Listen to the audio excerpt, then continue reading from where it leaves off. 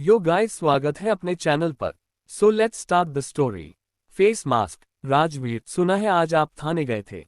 काव्या की आवाज बेहद सौम्य और सुकूनदायक थी। भले ही वह काम की बात कर रही थी, लेकिन उसकी बोली में एक ऐसी नरमी थी जो किसी का भी तनाव कम कर देती। हाँ, गया था, लेकिन राकेश सिसोदिया बहुत जिद्दी निकला। हमारे पास ये सबूत है कि उसने सुरेश पांडे से मुलाकात की थी, लेकिन वो टुकड़े टुकड़े वाली हत्या पर एक शब्द भी नहीं बोल रहा।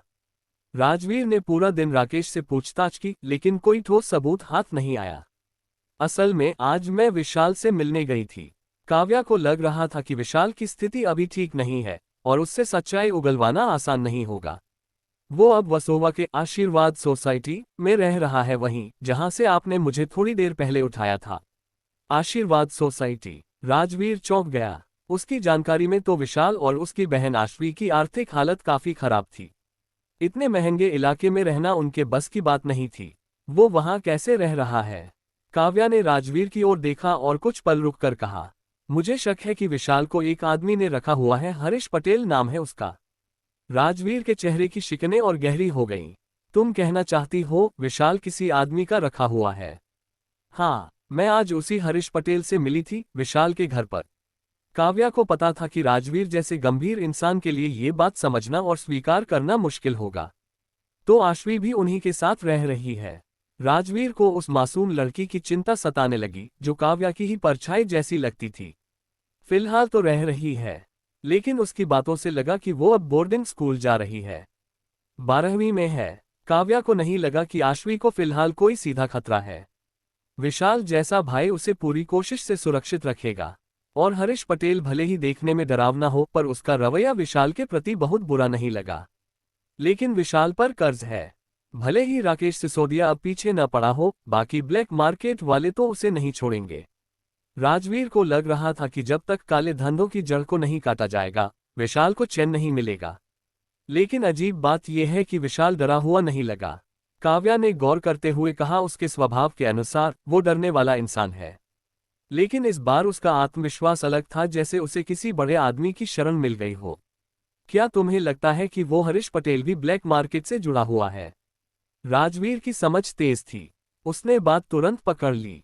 हाँ, काव्या ने गंभीर स्वर में कहा। और मुझे नहीं लगता कि वो कोई मामूली गुंडा है। काव्या बहुत अच्छी जासूस थी। राकेश सिसोदिया और बाकी ब्लैक मार्केट के लोग सिर्फ दिखावे के लिए खतरनाक लगते थे, उनके व्यवहार में चापलूसी थी, डर था।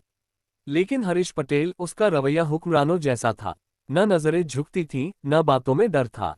और जिस सहजता से उसने विशाल की परेशानियां खत्म की, वो किसी आम गुंडे का काम नहीं था। अगर हरीश पटेल सच में ब्लैक मार्केट का कोई बड़ा नाम है, तो ये खोज हमारे लिए बहुत काम की हो सकती है। राजवीर ने सारी बातें मन ही मन दोहराई। ब्लैक मार्केट के मूल सदस्य अब तक किसी के हाथ नहीं लगे थे।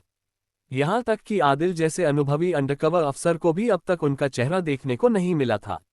ब्लैक मार्केट के लोग हर वक्त सतर्क रहते थे और अपने असली अस्तित्व को बहुत संभाल कर छुपाते थे। थाने पहुंचते ही मैं चेक कराऊंगा कि हरीश पटेल नाम असली है या नहीं। राजवीर को शक था कि ये नाम नकली होगा, क्योंकि विशाल उसकी सच्चाई शायद ही जानता हो। मैं दोबारा उसके घर जा सकती हूँ। इस बार मैंने उसका नंबर ले लिया है, काव्या ने धीमे स्वर में कहा। पर जैसे ही उसने ये कहा, उसने देखा कि राजवीर का चेहरा अचानक सख्त हो गया। नहीं, राजवीर का स्वर बेहद गंभीर था। ये बहुत खतरनाक है। अगर हरीश वाकई ब्लैक मार्केट से है, तो तुम्हारा वहां जाना मौत को दावत देना है। उसके दिल में एक अजीब सी घबराहट थी। अगर आज कुछ उल्टा पुल्टा हो जाता, तो शायद तुम वापस ही नहीं आती। पर वहां विशाल तो है, वो बहुत अच्छा इंसान है। तारांकन, काव्या ने धीमे स्वर में कहा, जैसे किसी सख्त फैसले को मुलायम करना चाहती हो। राजवीर ने उसकी बात काट दी। नहीं का मतलब नहीं होता है काव्या। आपसे कोई भी कदम अकेले नहीं उठाना।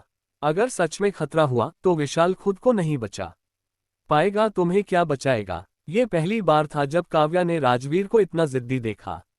उसने अपने फोन का स्क्रीन स्वाइप करके डायलर ओपन किया और उसका नंबर दिखाते हुए मुस्कुराए। देखो, तुम्हारा नंबर स्पीड डायल पर सेट कर दिया है। अगर कुछ भी हुआ, तो सबसे पहले तुम्हें कॉल करूंगी। राजवीर ने उसकी तरफ देखा। एक छोटी सी लड़की, हाथ में मोबाइल थामे, बड़ी सी दुनिया से लड़ने को तैयार। उसके दिल में एक टीस सी उठी। उसने गहरी सांस लेते हुए कहा, मैंने पहले ही कहा था, मैं हर बार तुम्हारे सामने तुरंत नहीं आ सकता। अगर तुम्हें बचा न पाया तो उसकी आंखों के सामने अपने भाई की मौत का मंजर घूम गया। एक अजीब सी बेचैनी में उसके चेहरे की सख्ती और भी गहरा गई। काव्या ने उसकी हालत समझते हुए उसकी बाह थाम ली और हल्के से झुलाते हुए मुस्कराए। राजवीर, मैं वाकई बहुत लकी हूँ। बचपन में पंडित जी ने कहा था कि मेरी किस्मत बहुत मजबूत है, हर विपत्ति में भी मुझे शुभ फल मिलेगा। राजवीर उसकी बातों पर हल्का सा मुस्कुराया। उसने हाथ बढ़ाकर उसके सिर पर प्यार से थपकी दी और बोला, कल से तेरी किस्मत की उस शक्ति में एक परत और जोड़ देता हूँ, रोज 2 घंटे मुझसे सेल्फ डिफेंस सीखना शुरू कर दे। एक भी दिन छुट्टी नहीं मिलेगी। काव्या को अब लगने लगा कि ये कोई मजाक नहीं था। वो जानती थी कि आत्मरक्षा सीखना अच्छा है, लेकिन उसकी नाजुक कद काठी इसे झेल पाएगी या नहीं, ये सोचकर वो थोड़ी सहम गई। 1 घंटे में नहीं हो सकता क्या? काव्या ने धीमे स्वर में पूछा। तारांकन, नहीं, 2 घंटे, कल सुबह 5 बजे से शुरू। राजवीर की आवाज में कोई गुंजाइश नहीं थी। काव्या को बस चुपचाप सिर झुकाकर उसके साथ शहर की तरफ लौटना पड़ा। डॉम तक पहुंचकर जब राजवीर ने उसे छोड़ा तो उसने फोन में अलार्म लगाया और देखा बेला चेहरे पर फेस मास्क लगाए आराम से बैठी थी। तुम अब भी फेस मास्क लगा रही हो? क्या केस सुलझ गया? काव्या ने कोट उतारते हुए चुटकी ली। नहीं सुलझा यार, बेला ने मास्क खींचते हुए कहा। सब उस कमीने कार्तिक की वजह से कह रहा था कि रात भर जागने से माथे पर झुर्रियां आ गई हैं। देख के गुस्सा आ गया। काव्या जोर से हंस पड़ी। अरे दिल पे मत लो, वो तो छोटा है, सिर्फ कुछ महीने छोटा है, और एक दिन तो उसे मैं सच में ठोक दूंगी। बेला ने गुस्से से बचे हुए सीरम को फिर से चेहरे पर लगा लिया। वैसे तू गई कहाँ थी आज? मैं तो सोच रही थी तू आज रात डॉम वापस आएगी ही नहीं। बेला ने मुस्कुराते हुए पूछा। काव्या ने हंसते हुए कहा, राजवीर बस छोड़ने आए थे। कुछ मत सोचो, वो वाली स्माइली बंद करो। अरे कौन मानेगा, कल सुबह भी तो वही छोड़ने आया था। अब बता, हम दोस्त हैं या नहीं? अब बॉयफ्रेंड बनने के बाद भी मुझसे बातें छुपाएगी? बिल्कुल नहीं, मेरी कसम, मैं और राजवीर अभी तक तो बिल्कुल साफ सुथरे हैं। काव्या ने मुस्कुराकर कहा, अगर कुछ हुआ तो तुझे सबसे पहले बताऊंगी।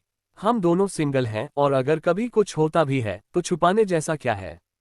बेला को उसकी बात समझ में आई। सही है, और वैसे भी राजवीर एकदम टॉप क्लास है, हैंडसम, ईमानदार और अब तक सिंगल। तुझे क्या डर? तू कैसे जानती है कि उसे मुझसे लगाव है? उसने तो कुछ कहा ही नहीं।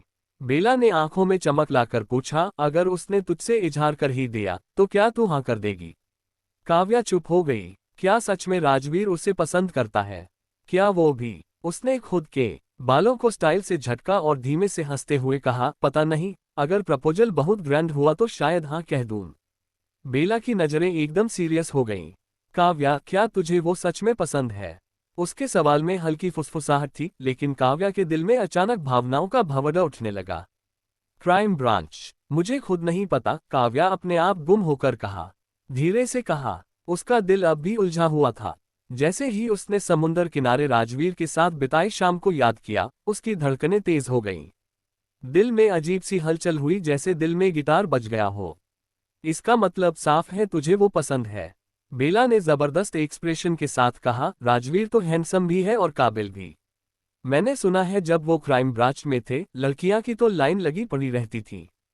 तुझे ये मौका छोड़ना नहीं चाहिए। काव्या हंस दी। तू क्या चाहती है मैं उससे प्रपोज करूं?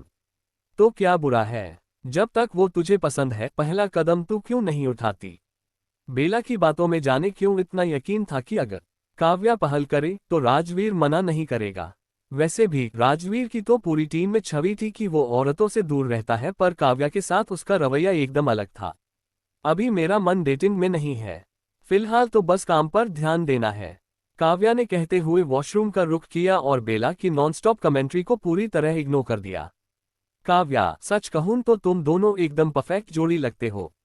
काम में मदद कर सकते हो, स्वभाव में फर्क है, एकदम टेलीविजन ड्रामा जैसी जोड़ी। एक दिखता है जैसे सीनियर ऑफिसर और दूसरा जैसे कॉलेज की स्टूडेंट। काव्या हंसी रोक नहीं पाई। उसने वॉश बेसिन से झांकते हुए कहा, बेला, तेरा टैलेंट पुलिस में बर्बाद हो रहा है। तू कोई नॉवल लिख ले या फिर कोई लव स्टोरी एजेंसी खोल ले, तू तो सबका रिश्ता करा देगी। अगर मुझे मेरा प्रिंस चार्मिंग मिल गया होता तो मैं अब तक शादीशुदा होती। बेला ने अपना फेस मास्क हटाते हुए दरवाजे से टिककर जवाब दिया। काव्या ने चेहरा सुखाया और मासूमियत से कहा, मुझे तो कार्तिक ठीक लगता है, तू एक बार उसे आजमा क्यों नहीं लेती? क्या? बेला का मुंह खुला का खुला रह गया। काव्या, तेरा जजमेंट गड़बड़ है। कार्तिका भी खुद बच्चा है, उस पर भरोसा कैसे किया जा सकता है। काव्या मुस्कुराए और बोली, इसलिए तो कहती हूँ हर किसी को खुद पता होता है कि उसे क्या चाहिए। मुझे अब मत समझा, सुबह जल्दी उठना है, आराम कर ले। फिर वह पजामा पहनकर बिस्तर पर लेट गई। बेला भी थकी हुई थी। कुछ देर में वो भी बिस्तर पर लुढ़क गई। रात के तीसरे पहर काव्या की नींद फोन की वाइब्रेशन से खुली। उसने उनींदी आंखों से देखा, बेला के बेड पर स्क्रीन चमक रहा था। तारांकन, बेला, काव्या ने पुकारा पर कोई जवाब नहीं। शायद लगातार ड्यूटी ने उसे बेदम कर दिया था। फोन स्क्रीन लगातार ब्लिंक कर रहा था। काव्या ने तकिया उठाया और उस पर दे मारा। फोन बज रहा है। बेला। तारांकन, आह। तारांकन। बेला चौंक कर उठी। जैसे ही उसने कॉलर आईडी देखा वो तुरंत होश में आ गई। सर। उसकी आवाज अभी भी थोड़ी भारी थी, पर फोन पर कैप्टन राजेश की आवाज बेहद गंभीर थी। तुरंत थाने आओ। टुकड़े टुकड़े वाले केस में बड़ा ब्रेक थ्रू मिला है। हमें एक नया चश्मदीद मिला है। काव्या ने ये बात भी साफ साफ सुन ली थी। वो भी उठकर बैठ गई। क्या केस में कोई प्रगति हुई है? लगता तो ऐसा है। मैं अभी थाने जा रही हूँ। तारांकन। बेला उठी और जल्दी जल्दी कपड़े पहनने लगी। मैं भी साथ चलती हूँ। ये केस मेरे दिमाग से निकल ही नहीं रहा। काव्या ने कहा, ठीक है, साथ चलते हैं। वैसे भी थाने पास ही है। जब दोनों थाने पहुंची तो देखा कि कैप्टन राजेश एक कमरे के बाहर कॉल कर रहे थे। तारांकन, सर। बेला तेजी से उनके पास गई। क्या सच में नया गवाह मिला है? हाँ। उन्होंने सिर हिलाया और फिर काव्या की ओर देखा। काव्या, राजवीर और अभिषेक इंटरोगेशन रूम में है, तुम जाकर वहां देख सकती हो। बेला के साथ उन्होंने कहा। बेला, चलो, गवाह ने जो बताया है उसके अनुसार संदिग्ध नरीमन पॉइंट की एक खाली पार्किंग में अक्सर आता था।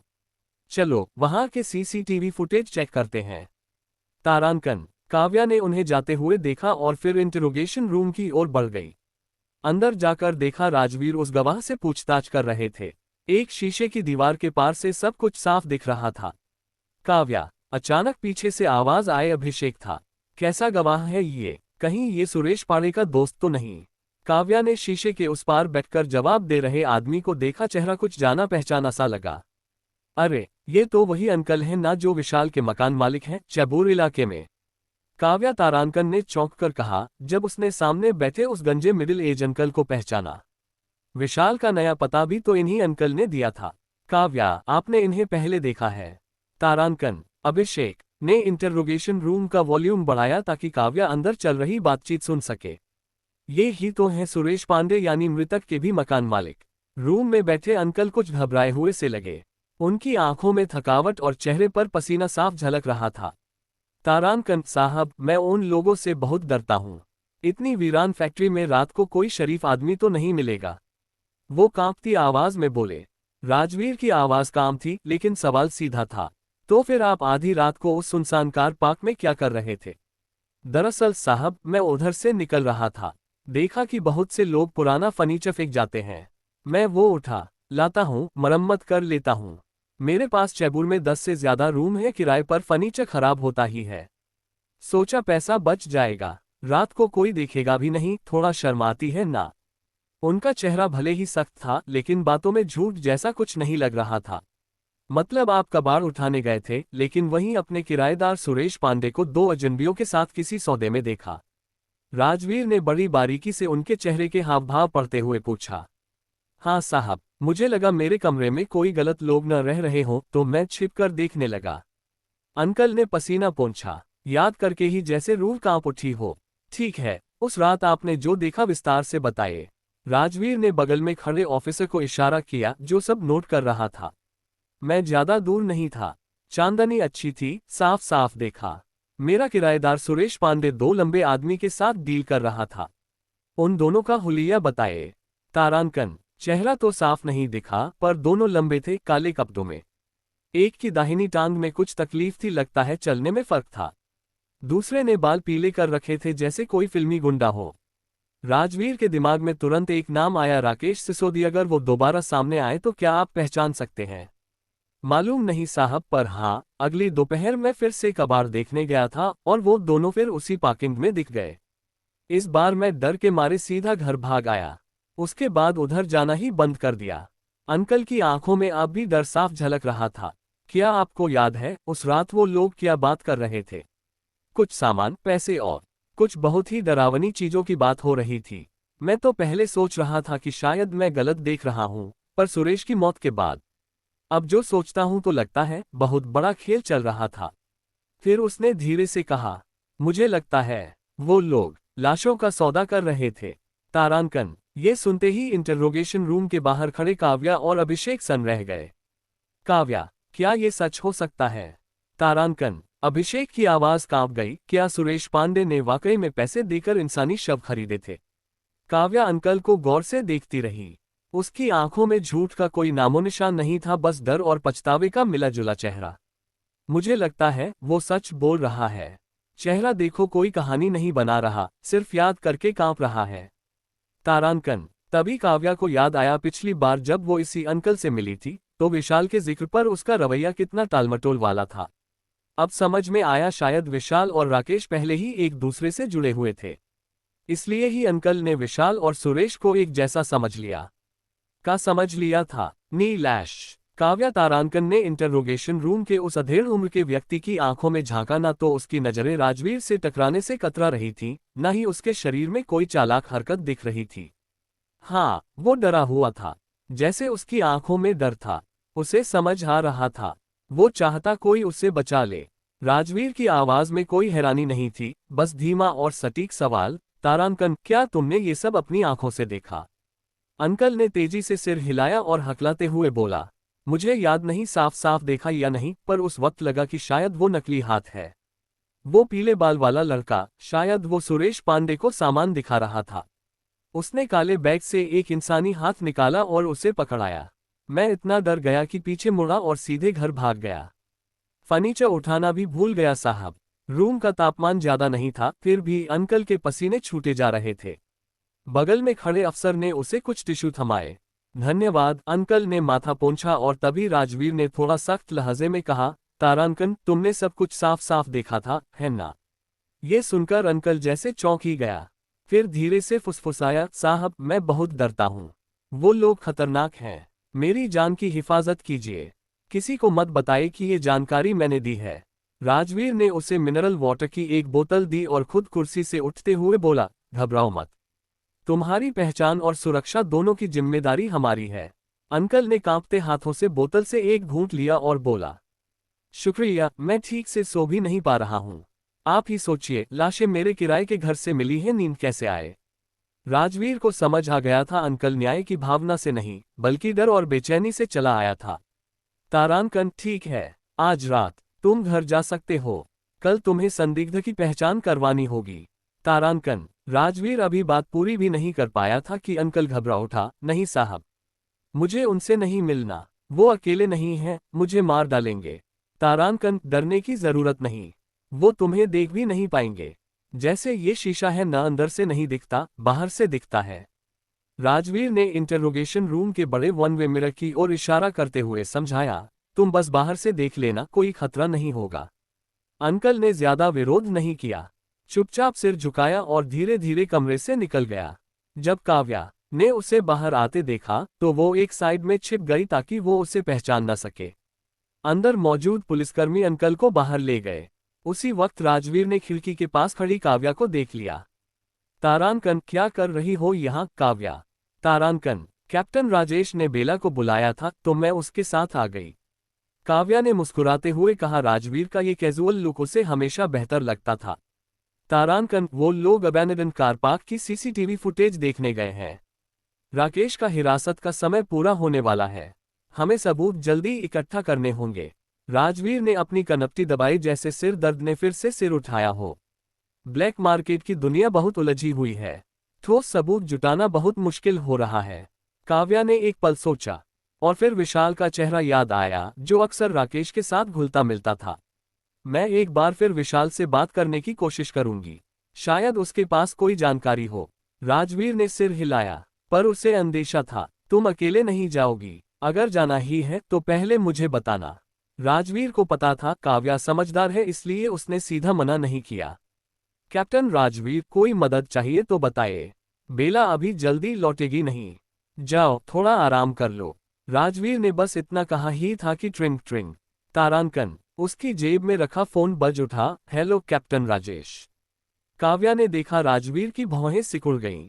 मामला गंभीर लग रहा था। हाँ काव्या मेरे साथ है, ठीक है हम निकलते हैं। तारांकन। कॉल काटने के बाद काव्या ने फौरन पूछा, क्या कुछ मिला है? नरिमन पॉइंट के अबैंडन्ड कार पार्क में एक लाश मिली है। राजवीर ने जेब में फोन रखा और बोला, चलिए आज की रात बहुत काम बाकी है। काव्या ने राजवीर और अभिषेक के साथ तेजी से कदम मिलाए। उसे अब समझ आ गया था कि केस अब और भी गहराई में उतर चुका है। जैसे ही वे पुलिस कार में बैठे, राजवीर तारांकन ने पीछे बैठी काव्या से पूछा, क्या तुम्हें डॉक्टर सुदर्शन निगम को खबर देनी चाहिए? काव्या ने सिर हिलाया, नहीं जरूरत नहीं, अब मैं अकेले केस हैंडल कर सकती हूँ। उसे लगता था कि अब उसमें इतनी काबिलियत आ चुकी है कि वो बिना अपने मास्टर को बुलाए केस की जांच कर सकती है। जांच के जरूरी सामान तैयार करके तीनों पुलिस कार में बैठ गए। अभिषेक तारांकन ने तेज रफ्तार से गाड़ी चलाई और वे कुछ ही मिनटों में क्राइम सीन पर पहुंच गए। कैप्टन राजेश। जैसे ही काव्या कार से उतरी, उसने देखा कि कैप्टन राजेश मौके का मुआयना कर रहे थे। काव्या, राजवीर तुम लोग आ गए, राजेश खन्ना बोले। उनके चेहरे पर थकावट और चिंता दोनों साफ झलक रहे थे। लाश एक छोड़ दी गई कार में मिली है। मैं पुराने केस के सबूत तलाश रहा था, लेकिन यहाँ एक और मर्डर केस मिल गया। उन्होंने कहा, इस हफ्ते जितने मर्डर हुए हैं उतने तो पिछले 6 महीने में नहीं हुए। काव्या ने उनके इशारे पर सील किए गए इलाके में कदम रखा। पुलिस की सर्चलाइट से उसने लाश का अच्छी तरह मुआयना किया। वो एक जवान लड़की की लाश थी। शरीर पर लाल भूरे रंग के धब्बे थे, लेकिन देखने से लगता था कि वो जिंदा रहते बेहद खूबसूरत रही होगी। लाश पूरी तरह नग्न थी। काव्या ने सबसे पहले देखा कि कहीं यौन उत्पीड़न के संकेत तो नहीं है, लेकिन ना कोई चोट, ना ही ऐसे कोई निशान थे, सिर्फ गर्दन पर एक रस्सी के निशान के अलावा। काव्या, क्या किसी ने उसका गला दबाया है? पीछे खड़े राजवीर और अभिषेक ने भी लाश की हालत देखी। काव्या ने धीरे धीरे शव की जांच की, फोटो ली और फिर शव को कार में रखे कुशन से ढक दिया ताकि मृत्यु हुई लड़की की इज्जत बनी रहे। मुझे नहीं लगता कि ये मर्डर है। मौत की असली वजह तो पोस्टमार्टम के बाद ही पक्की होगी, काव्या ने कहा। लेकिन गर्दन पर जो निशान है उन्हें देखकर लगता है कि शायद इसने फांसी लगाई थी। आत्महत्या? अभिषेक को यकीन नहीं हुआ। मामला कुछ ज्यादा ही प्लान्ड लग रहा है। काव्या बोली, अगर किसी ने गला दबाया होता तो निशान गर्दन के चारों ओर एक जैसे नहीं होते, और अगर किसी ने रस्सी कंधे पर डालकर उसका गला दबाया होता तो उसके शरीर पर और भी निशान आते। पर यहाँ ऐसा कुछ नहीं है।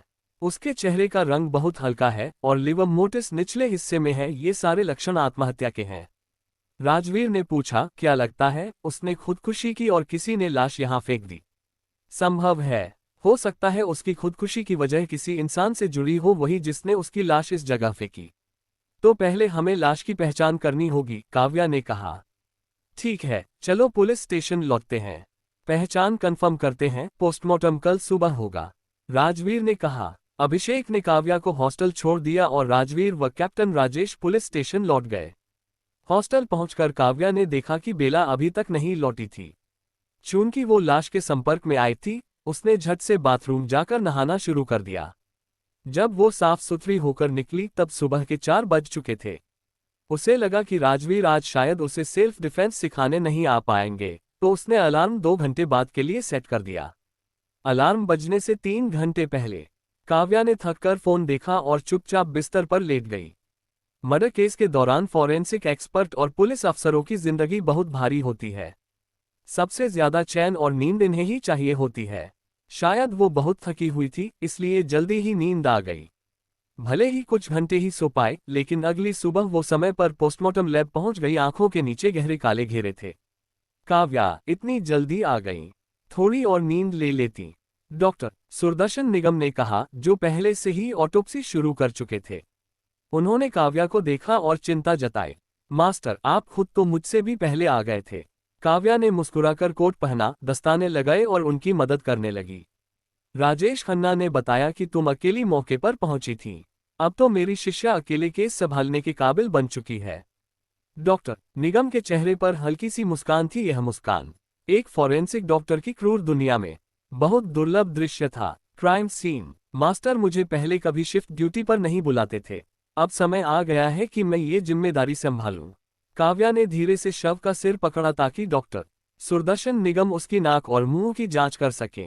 जांच के बाद उन्होंने कहा, जैसा तुमने क्राइम सीन पर बताया था, मेरी रिपोर्ट भी उसी ओर इशारा कर रही है। न कोई जहर, न बीमारी, मौत की वजह फांसी ही लगती है। काव्या को ये सुनकर ज्यादा हैरानी नहीं हुई क्योंकि वो पहले ही ये अंदाजा लगा चुकी थी। क्या लाश की पहचान हो गई है? डॉक्टर निगम ने सिर हिलाया। मरी हुई लड़की का नाम नायरा शुक्ला है, 25 साल की थी। उसने नर्सिंग स्कूल से पढ़ाई की थी और इंटर्नशिप के दौरान एक नर्स के तौर पर काम भी किया। लेकिन करीब 6 महीने पहले उससे किसी का संपर्क टूट गया था। उसका परिवार विदेश में रहता है। वो नर्स थी। काव्या को ये बात कुछ ज्यादा ही सोचने पर मजबूर कर गई।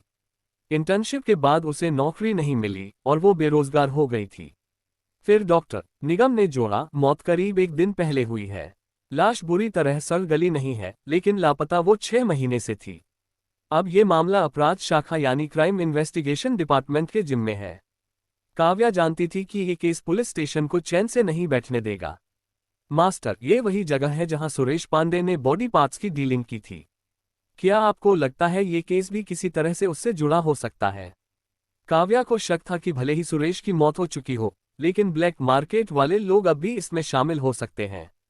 कहना मुश्किल है। वो कार पार्किंग जगह शुरू से ही सुनसान थी और सीसीटीवी में कुछ खास नहीं दिखा। दोनों केस का तरीका भी बिल्कुल अलग है, इसलिए अभी कुछ भी पक्का नहीं कहा जा सकता। डॉक्टर निगम ने गंभीर लहजे में कहा, अगर कोई एक ही अपराधी बार बार वारदात करता है तो कुछ ना कुछ पैटर्न जरूर छोड़ता है। यहाँ वैसा कुछ नहीं दिख रहा। कैप्टन राजेश उस लड़की के सोशल नेटवर्क की जांच कर रहे हैं। हमें अब सिर्फ उनके नतीजों का इंतजार करना होगा। डॉक्टर निगम ने दस्ताने उतारे और लैब से बाहर निकल गए। काव्या भी उनके पीछे पीछे निकली। मैं जाकर पोस्टमार्टम रिपोर्ट एक कॉपी और दे आती हूँ, काव्या ने कहा। डॉक्टर निगम ने उसकी थकी हुई आंखों को देखकर चिंता जताई। काव्या, भले तुम जवान हो, लेकिन शरीर को भी आराम चाहिए। कल वीकेंड है, 2 दिन घर जाओ और अच्छे से आराम करो। यहाँ की जिम्मेदारी मैं संभाल लूंगा।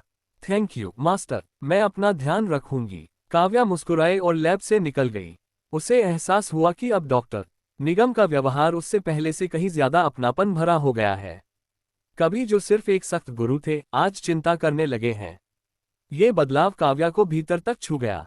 काव्या जब पोस्टमार्टम रिपोर्ट लेकर पुलिस स्टेशन पहुंची तो कैप्टन राजेश और राजवीर वहां नहीं थे। उसने देखा कि अभिषेक आर्काइव रूम की ओर जा रहा है। अभिषेक, काव्या भागती हुई गई और उसके हाथ में फाइलों का बड़ा बंडल देखकर पूछा, राजवीर सर कहाँ हैं? काव्या, अभिषेक ने मुस्कुराते हुए कहा, बॉस कार पार्क केस की लड़की के सोशल नेटवर्क की जांच करने गए हैं और मुझे छोड़ गए हैं कि मैं सारे सीसीटीवी फुटेज और रिकॉर्ड संभालूं। काव्या ने उसका चेहरा देखा, थोड़ा टेंशन में था। वो बोली, मैं मदद कर देती हूँ। 2 लोग होंगे तो जल्दी काम होगा। थैंक यू यार। अभिषेक ने राहत की सांस ली। मैं तो रात भर जागने के लिए तैयार था। आपकी मदद से शायद सूरज ढलने से पहले ही काम पूरा हो जाए। दोनों आर्काइव रूम पहुंचे। उन्हें नहीं पता था कि वहां कितने कैमरों के फुटेज का सामना करना पड़ेगा। पार्किंग एरिया के पास वाली गली के एक कैमरे की फुटेज ही पूरी सुबह ले गई। काव्या, कुछ खा लो। अभिषेक ने लंच बॉक्स उसकी ओर बढ़ाया। खुद होता तो शायद कुछ भी खाकर काम चला लेता, लेकिन काव्या लड़की थी, वो नहीं चाहता था कि वो भूखी रह जाए। थैंक यू, बस ये 2 क्लिप और देख लूं। काव्या ने खाना ले लिया, लेकिन उसकी नजरें अब भी स्क्रीन पर जमी थीं। उसकी गंभीरता देखकर अभिषेक ने भी खाना किनारे रख दिया और दोबारा स्क्रीन पर ध्यान देने लगा। रुको, पिछली क्लिप को नॉर्मल स्पीड पर चलाओ। काव्या की आंखें स्क्रीन पर गड़ी थीं। अभिषेक समझ नहीं पाया कि वो किस चीज को पकड़ने की कोशिश कर रही है। काव्या, इसमें तो कोई दिख ही नहीं रहा। अभिषेक बोला ही था कि एक पल बाद उसने देखा कार के सामने के शीशे में 2 लोगों की परछाइयां दिख रही थीं। क्या ये वही लोग हैं जिन्होंने सुरेश पांडे से डील की थी? वो चेहरे साफ नहीं दिखे, लेकिन सिल्वर ग्रे कार में कुछ ले जाते हुए उनकी झलक उस शीशे में मिल गई थी। लगता है वही होंगे। इनकी शक्ल और बॉडी लैंग्वेज गवाह की बताई पहचान से मेल खा रही है। मैंने राकेश को पहले देखा है, यही पीले बाल वाला है। काव्या ने वीडियो पॉज करते हुए अभिषेक को स्क्रीन पर इशारा किया। दूसरे लड़के के दाएं पैर में थोड़ी लाचारी दिख रही है, जैसा कि चश्मदीद ने बताया था। बहुत बढ़िया काव्या। अभिषेक थोड़ा एक्साइटेड हो गया। अगर आप न होती तो ये क्लू शायद मुझसे छूट जाता। कम से कम अब हमें पता है कि वो सिल्वर ग्रे रंग की कार इस्तेमाल कर रहे हैं। काव्या ने सिर हिलाते हुए वीडियो को सेव किया। शायद यही वो लोग हैं जिन्हें गवाह ने दिन में कार पार्क में देखा था। चलो अब थोड़ा खा लेते हैं काव्या, काफी तरक्की कर ली है आज। अभिषेक ने हंसते हुए अपना टिफिन काव्या की ओर बढ़ाया। काव्या ने चमच ली ही थी कि तभी रिकॉर्ड रूम का दरवाजा खुला। अभिषेक, पूछताछ रूम तैयार कर दो। कैप्टन राजेश ने आरोपी को गिरफ्तार कर लिया है, राजवीर ने कहा। खत्म कर लो खाना, 10 मिनट में सब रेडी होना चाहिए। क्या नयारा शुक्ला के केस में संदिग्ध पकड़ा गया? काव्या ने चमच नीचे रख दी। हाँ, उसकी रूममेट से हमें पता चला कि उसका एक बॉयफ्रेंड था। कॉल रिकॉर्ड से पता चला कि वो पाकिन का मालिक आतिश मिर्जा था। हमने तो वैसे भी उसी जगह की वजह से उसे जांच में शामिल किया था। अब पता चला कि वही उसका बॉयफ्रेंड भी है। राजवीर ने केस की जानकारी दी और अभिषेक को कुछ निर्देश देकर चला गया। काव्या, मैं पूछताछ रूम तैयार करता हूं, कहकर अभिषेक दौड़ पड़ा। काव्या ने फाइलें समेटी और सीसीटीवी फुटेज की कॉपी अभिषेक को भेज दी। वो सोच में पड़ गई, अगर आतिश ही हत्यारा है तो क्या वो शव को अपनी ही पार्किंग में छोड़ता? कोई गड़बड़ जरूर है। वो इंटरोगेशन रूम की ओर गई और वहीं आतिश मिर्जा को कैप्टन राजेश के साथ अंदर आते देखा। राजवीर और काव्या कमरे के बाहर बैठ गए। दोनों की नजरें अब सिर्फ आतिश पर थीं। नाम, उम्र और पेशा? राजेश ने अपनी सख्त आवाज में पूछा। आतिश मिर्जा, उम्र 37 साल, छोटा मोटा बिजनेस करता हूं, उसने धीरे से जवाब दिया। ठीक से बताओ, क्या काम करते हो? पहले गैराज चलाता था, फिर पार्ट्स का काम किया, कार रिपेयर भी। अब छोटा रेस्टोरेंट है मेरा। जैसे तैसे गुजारा चल रहा है। काव्या को हैरानी हुई, इतनी सुंदर और जवान नायरा शुक्ला किसी ऐसे आदमी के साथ कैसे जुड़ सकती है? राजवीर ने धीरे से समझाया, नायरा उसकी रखेल थी। नर्सिंग के बाद उसने 1 महीने नाइट क्लब में काम किया, वहीं आतिश से मिली। और हाँ, आतिश शादीशुदा है, उसका एक 11 साल का बेटा और 8 साल की बेटी भी है। राजेश ने फिर पूछा, घर का पता और परिवार? पत्नी बच्चे हैं। 32 बोरीवली ईस्ट में रहता हूँ। लेकिन सर, मैंने क्या किया है? मेरा रेस्टोरेंट पूरी तरह लीगल है। राजेश ने फोटो उसकी ओर फेंकी और पूछा, नायरा से क्या रिश्ता था तेरा? फोटो देखते ही आतिश के चेहरे का रंग उड़ गया। घबराते हुए बोला, सर, ये क्या है? नायरा को क्या हुआ? आज के लिए इतना हाई। दोस्तों, मिलते हैं नेक्स्ट चैप्टर में। Thanks for watching my friends. Next episode come soon. Like and review जरूर दीजिएगा। Bye, take care.